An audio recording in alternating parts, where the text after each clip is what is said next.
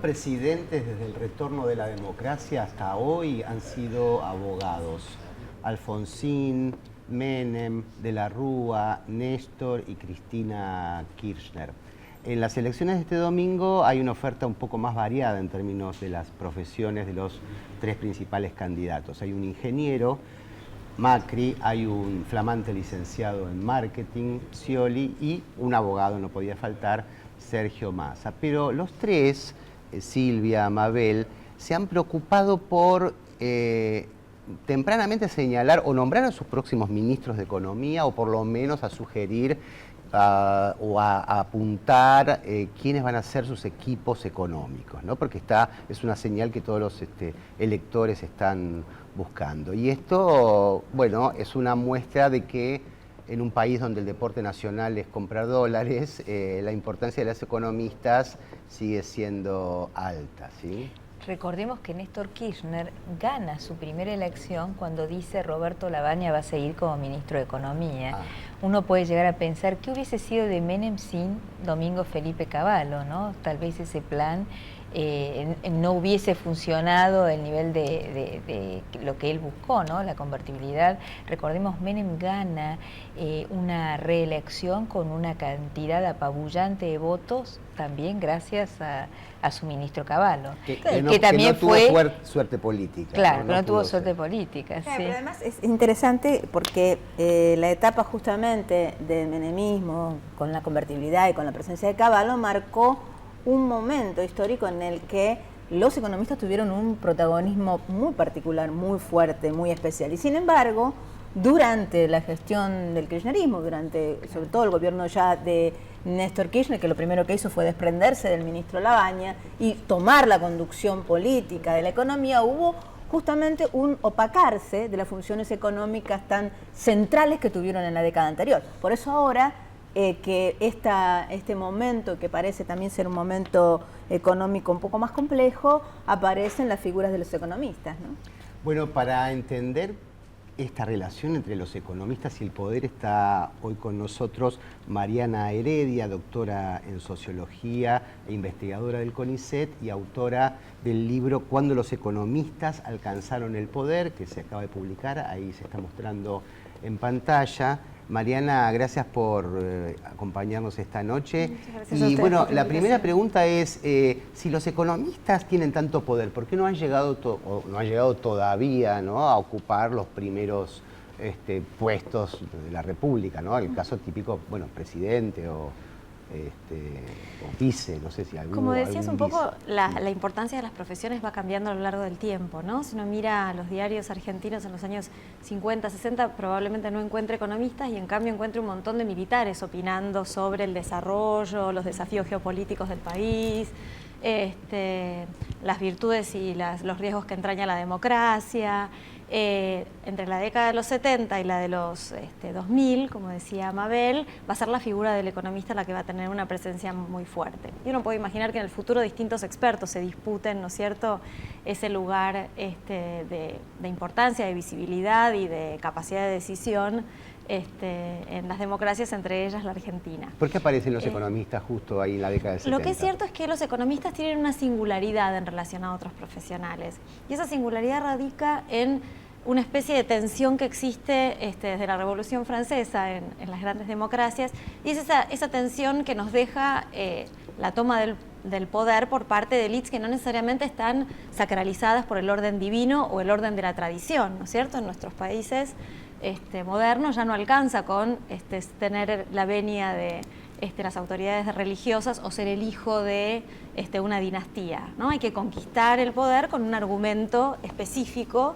que puede ser o bien el apoyo de las masas o bien el conocimiento, ¿no es cierto?, la razón, la capacidad de comprender el mundo y entonces poder llevarlo hacia una situación superadora. Entonces hay un contrapunto en la modernidad, ¿no es cierto?, entre técnica y democracia, digamos, entre la representación de la voluntad del pueblo y la guía de la razón, y muchas veces los economistas aparecen, digamos, en ese contrapunto como los representantes de la razón, ¿no? En todo caso, en el mundo y en la Argentina muy especialmente, a partir de la década de los 70, frente a los procesos inflacionarios, ¿no? La combinación de inflación con estancamiento económico.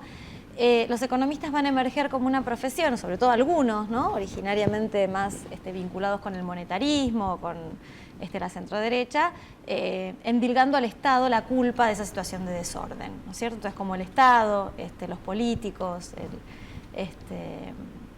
los gastos públicos, digamos, se acusaban de ser los responsables del incremento de los precios, había que otorgarle a quienes supieran de economía la normalización de los mercados para que entonces se restableciera el orden, ¿no? Hay casos de economistas que han jugado un papel tremendo. Por ejemplo, recuerdo Milton Friedman, cuando escribió, recuerdan, en la época de Pinochet, que era importante que Chile tomara la fuerza de las armas para convertirse en un país moderno, ¿no?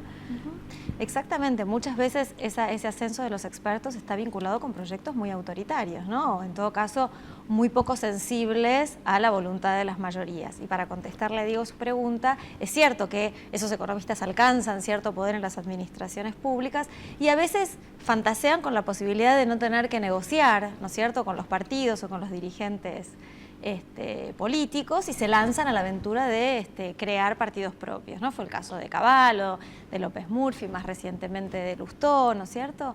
La experiencia les ha dado en cierta medida un electorado que puede en algún momento constituir un tercio de las fuerzas en las jurisdicciones más modernas, ¿no es cierto? Ciudad de Buenos Aires, Santa Fe, en fin. Pero no lo suficiente como para alzarse con una presidencia, ¿no? En general, cualquier dirigente que quiera alcanzar un cargo electivo de esa relevancia necesita un entramado institucional, una tradición cultural y política que traccione votantes suficientes para alcanzar la presidencia. Es más práctico asociarse, ¿no es cierto?, a una maquinaria política que logre hacerlo y que le otorgue después a los ministros los márgenes de acción para que puedan hacer aquellos que juzgan mejor. No, porque aquí hay una discusión siempre muy clásica que tiene que ver sobre si la técnica puede estar escindida de lo político, porque hay una ilusión donde hay un saber técnico, racional, por encima de las disputas, como ese es el deber ser, y en ese intersticio donde lo técnico aparece siempre como relevante, y en el caso de la técnica económica es conocer cómo funciona el capitalismo. Sería, bueno, nosotros sabemos cómo son las variables, y como haciendo abstracción de que esas variables están absolutamente preñadas de poder. No hay relaciones por fuera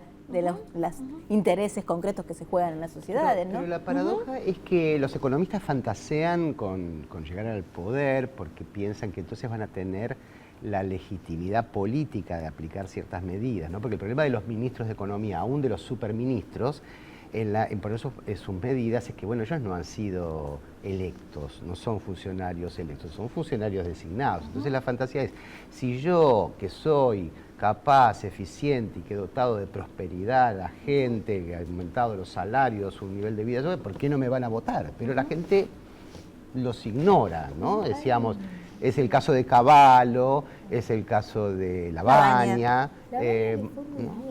Como ella decía, le fue muy bien en la elección presidencial en algunas provincias. Ganó, por ejemplo, en Córdoba, cuando intentó. Claro, es lo que vos mencionabas de las provincias por ahí un poco más sofisticadas o modernas. Sí. Eso lo decís porque sos cordobesa. Claro. No, lo que es cierto es que los candidatos al Ministerio Económico suman, ¿no es cierto? Si no, los candidatos no hubieran salido hoy en estos días a posicionarse sobre a quién ubicaría en ese lugar. Y en ese sentido es muy interesante lo que ha ocurrido, porque si uno mira las discusiones del 83, ¿no es cierto?, de la campaña de los comienzos, digamos, de la transición democrática en la Argentina, los partidos tenían una tradición ideológica fuerte y a partir de esa tradición ideológica fuerte designaban a aquellos técnicos o expertos que mejor se correspondían con esos ideales, ¿no? Con esa jerarquía de valores, como un poquito evocaba el comentario de Mabel, de, bueno, a quién había que beneficiar, cuáles eran los costos que había que pagar, ¿no es cierto? Lo paradójico de la situación actual es que pareciera que para posicionarse ideológicamente, los candidatos tienen que designar a sus equipos de gobierno, ¿no es cierto? O sea, hay algo de la dilución, de la especificidad o de la distinción ideológica entre las formaciones políticas en competencia, que lleva a que parte de sus equipos nos permitan hacer un poco más inteligibles para qué lado, ¿no es cierto?, van a orientar después sus ideológicamente también y políticamente, ¿no? Decir cuáles son sí. los actores que van a ganar y que van a perder, cuáles son las estrategias, por lo menos, que quieren ofrecer. Por lo pronto pareciera que esas figuras, ¿no es cierto?, que se propone designar, hacen más inteligible para el votante por dónde iría la orientación del gobierno, por ejemplo, en materia distributiva, de empleo, ¿no es cierto?, de fijación del tipo de cambio, de protección del mercado interno. Este ascenso de los economistas al poder es lo mismo en el caso de economistas ortodoxos, heterodoxos, no sé, neoclásicos, keynesianos. ¿Qué mostró tu estudio? Es una linda pregunta porque la gran pregunta del libro era si trabajar sobre solo un grupo de economistas, aquellos más asociados a la ortodoxia o al neoliberalismo, que son los que tuvieron una posición más destacada, digamos, en la Argentina y en el mundo a partir de los 70 en adelante, o tomar una mayor diversidad, ¿no?, de clivajes teórico-ideológicos y profesionales. Y esa fue la opción de la investigación que desembocó en este libro, tomar la mayor diversidad posible de economistas. Y lo que uno ve ahí es cómo, primero, la economía es una disciplina relativamente joven, ¿no es cierto? Uno la asocia, ¿no?, decíamos antes, a la abogacía o a la medicina o a la ingeniería, que son profesiones que tienen mucha más historia, ¿no es cierto?, mucha más tradición. Piensen que la licenciatura en economía se crea recién en 1958 en la Universidad de Buenos Aires, con lo cual los primeros licenciados en economía son recién de la primera mitad de los años 60. Y además, no solamente esa historia es reciente, sino que además esa historia estuvo muy preñada de tensiones y de conflictos teóricos entre esos profesionales, ¿no? Va a ser recién con la convertibilidad y su gran capacidad estabilizadora y también con el alineamiento del mundo en torno de la globalización económica que se va a consolidar una manera de ser economista que pareciera hegemonizarse a todos, ¿no? O sea, la idea de el economista es reciente y uno podría decir transitoria, porque cuando surgen las crisis, como ocurrió en la Argentina, esas otras voces, más de izquierda, heterodoxas, keynesianas, cepalinas, vuelven a tener un lugar y vuelven a mostrar que hay distintas maneras de concebir la economía y el modo de gestionarla en función de ideales diferentes. Cuando volvamos de la pausa, te vamos a preguntar qué pasó con los superministros de Economía, que tuvimos varios en los últimos años, pero no sé, ¿esta situación sigue existiendo, no? ¿Podemos esperar un nuevo superministro de Economía? Enseguida volvemos.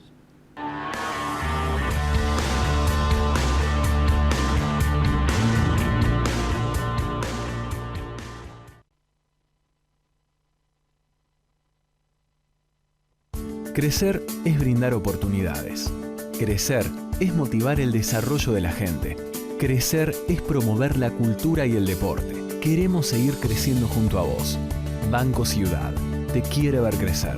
0822-20400. bancociudad.com.ar. En Carrefour, la responsabilidad empieza por casa.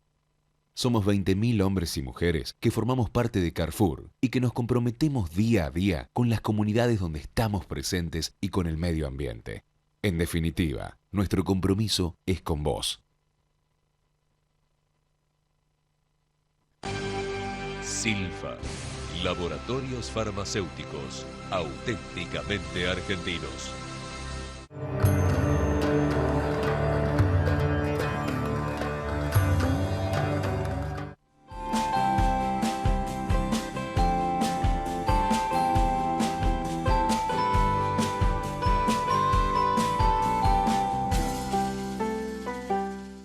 Con Sumai Viajá de Itaú, arma el viaje que querés. Elegí dónde, elegí cuándo y elegí cómo. Con Itaú, sumás y viajás.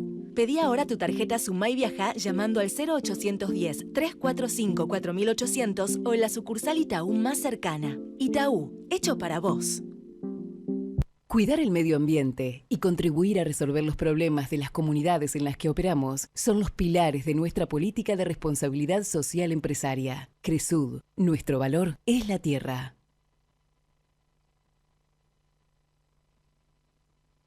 Cuando elegís un Fiat, también elegís ayudar. Porque con la compra de tu 0 kilómetro, estás colaborando con diferentes organizaciones que ayudan a los que más lo necesitan. Un Fiat, una ayuda.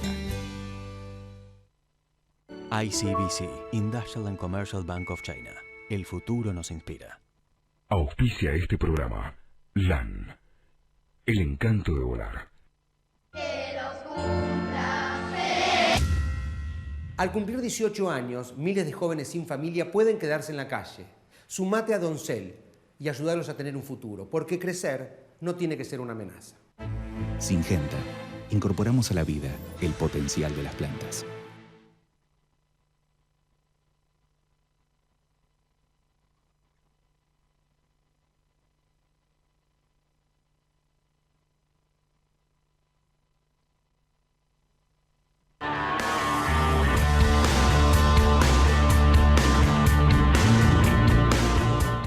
Seguimos en Asuntos Públicos, hoy haciendo foco sobre los economistas y el poder que tienen o tenían o tendrán, con Mariana Heredia, que es doctora en Sociología, investigadora del CONICET y autora de un libro de reciente aparición que se llama precisamente Cuando los economistas alcanzaron el poder. Y la pregunta que había quedado Mariana del bloque anterior era, en la Argentina hubo en las últimas décadas varios superministros, ¿no? Todos recordamos a Martínez de Hoz, luego Cavallo, que estuvo muchos años, Labaña también se podría decir que fue uno de ellos, pero desde entonces el cargo de ministro de Economía se desdibujó un poco. ¿Qué pasó? ¿Terminó? En primer lugar, ¿por qué surgieron los superministros de Economía? Y la pregunta es, ¿volverán o no volverán? El libro reproduce resultados de una investigación muy linda que hicimos con Mariana Gené, donde tratamos de reconstruir cómo la prensa retrataba las asunciones de los ministros desde los años 30 hasta la actualidad. Íbamos y mirábamos en 2 diarios de orientación ideológica diferente que decían, ¿no?, cada vez que nombraban un ministro de Economía desde entonces. Y era muy divertido porque en las primeras décadas, en los 30, en los 40, no solo los ministros tienen una importancia equivalente, sino que además cuando se los nombra siempre es por debajo del Estado, digamos. Es el Estado el que los va a investir, son sus ceremonias, los mandatos que les otorgan, ¿no es cierto?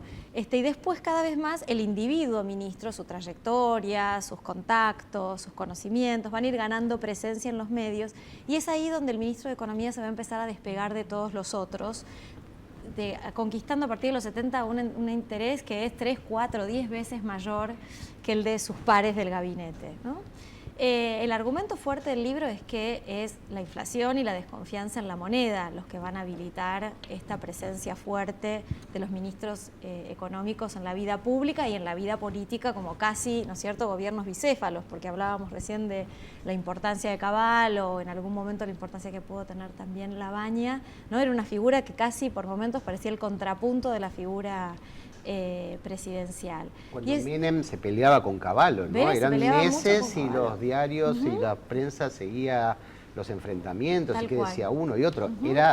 Eran ministro y presidente. Tal ¿no? cual, claro. Y dentro de los actores sociales, cuando uno habla con los empresarios o con los sindicalistas, había una estrategia, ¿no?, de jugar con ese contrapunto porque se los sabía en tensión y entonces se apelaba a uno o a otro según lo que se buscaba peticionar frente al Estado.